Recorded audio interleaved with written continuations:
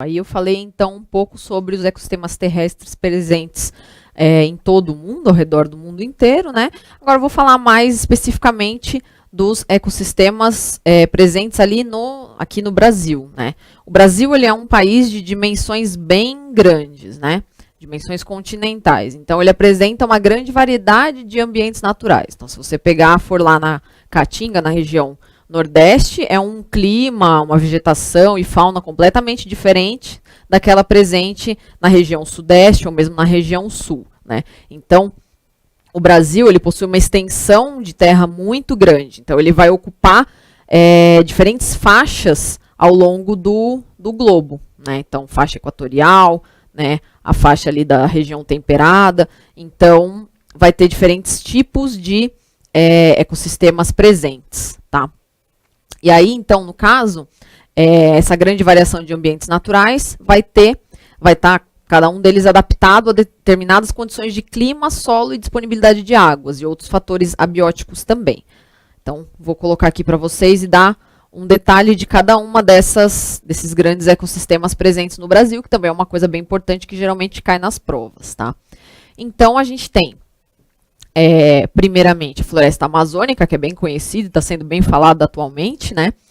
E a localização dela, então, é em parte norte e parte do centro-oeste, né? Então, região norte do país e parte da região centro-oeste, tá? Quais são as características da floresta amazônica? Ela é uma floresta ombrófila estratificada, então, como eu tinha falado no bloco anterior, floresta estratificada que apresenta diferentes estratos, então diferentes alturas de vegetação, né? No caso aqui, 3 andares, né? Com microclimas diferentes, então tem microclimazinhos dentro daquela floresta imensa, né? Então, diferentes constituições ali. A gente tem, então, as matas, né, em terra firme, igapós, que estão sempre alagados, né? Várzeas alagadas periodicamente, então se tem cheia do rio, a várzea alaga, aí se está num período um pouco mais seco, a água acaba retornando e não alaga aquela região, né? Elevada pluviosidade e temperatura, então chove bastante e a temperatura é bem alta, né? E no caso aí a floresta amazônica possui a maior biodiversidade do planeta todo, né? Por isso que ela é tão interessante, tão cobiçada, tá? Aí a gente tem outra formação que é a caatinga, que eu tinha mencionado, que é o tipo de ecossistema presente na região Nordeste, tá?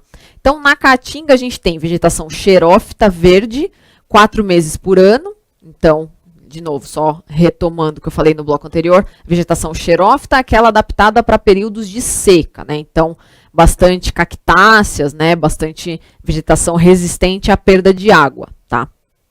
Então, essa vegetação xerófita, durante 4 meses por ano, ela fica mais esverdeada, né? Ela fica no período de chuvas, né? Ela acaba ficando mais esverdeada, tá? Já na estação das secas, elas acabam perdendo essas folhas, acabam não ficando tão verdes, né? Então, no verão, os rios secam, tá? E aí essa vegetação precisa de uma estratégia para conseguir sobreviver a esse período de secas, né? E aí, então, os tipos de plantas que a gente tem são as cactáceas, né? Também chamada de mandacaru. Tem as bromeliáceas, né? As bromélias e as bombacáceas, tá? Que são também chamadas de barriguda, tá? Então, esse é o ecossistema da caatinga.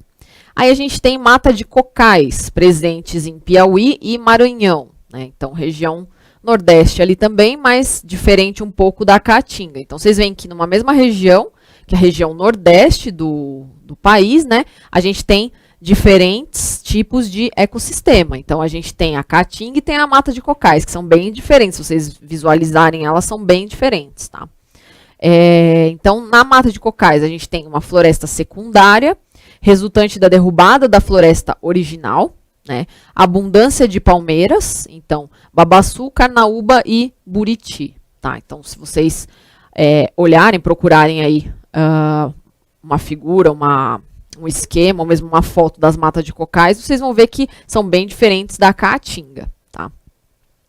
Aí a gente tem o outro ecossistema, que é o ecossistema do cerrado, né? Então, presente na região sudeste e centro-oeste, tá? Então, o ecossistema do Cerrado, ele possui uma longa estação seca, né? Vegetação retorcida e rústica pela carência de nutrientes e excesso de alumínio no solo ácido, tá?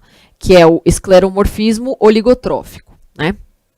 Então, essa vegetação do cerrado são aquelas folhas, aqueles arbustos, aquelas árvores bem retorcidas, né? Bem características do cerrado brasileiro, tá? Isso acontece por falta de nutrientes, esse tipo de vegetação acaba se desenvolvendo dessa maneira, tá? Então, esse solo ácido, né? Essa falta de nutrientes acaba modificando a morfologia dessas plantas, tá? Então, é isso que seria esse escleromorfismo oligotrófico, né? Então, escleromorfismo, então essa modificação na morfologia da vegetação, e oligotrófico, né? Oligo é poucos, então trófico vem de nutrientes, então poucos nutrientes, né? Causando essa modificação na morfologia das plantas, tá?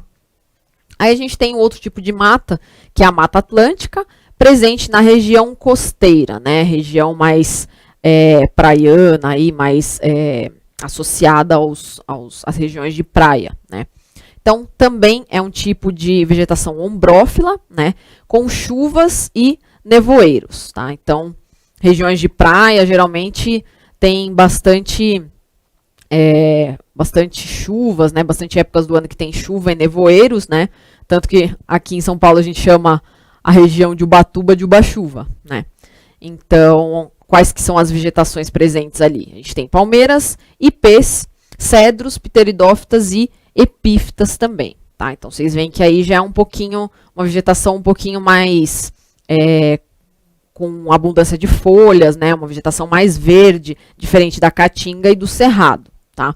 Porque é uma vegetação que está bastante em contato com a água, né? Tem água em abundância, sol em abundância, então ela consegue se desenvolver um pouquinho melhor, ter uma biodiversidade um pouquinho melhor, né?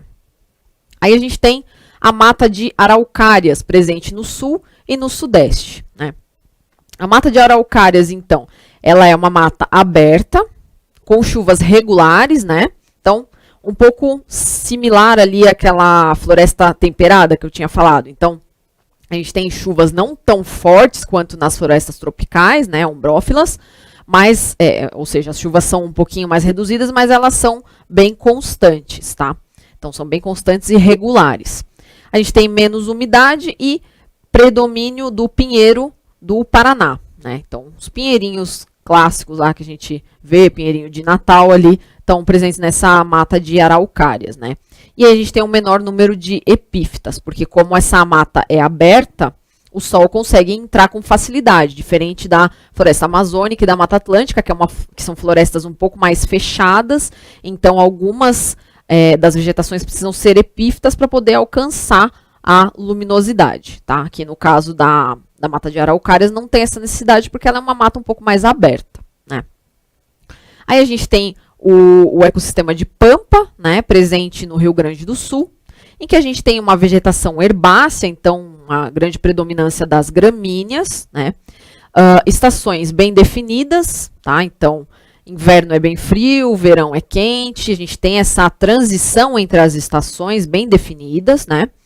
Chuvas regulares e também é uma região bem usada na agropecuária por conta dessa vegetação mais rasteira, né, de herbáceas e gramíneas, tá? Aí a gente tem o Pantanal, que é uma vegetação presente ali, é um ecossistema presente ali no Mato Grosso e Mato Grosso do Sul, tá? Em que temos as estações chuvosa e seca bem definidas, tá? Então, tem determinada época do ano que chove bastante, determinada época do ano que é bem seco, né?